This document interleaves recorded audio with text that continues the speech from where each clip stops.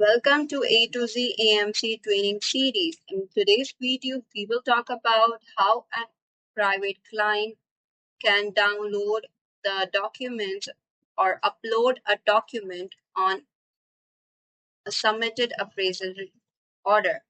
So to do so, we need to click on the appraisal order and move towards the documents tab. Over here, you can see that there is a document that has been uploaded. You can click on this download button and it will download and you can overview the details of it.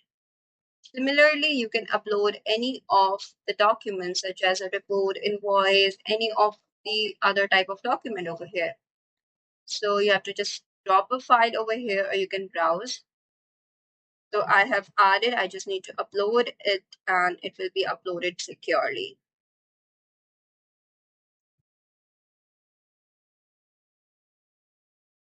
It will take a few seconds.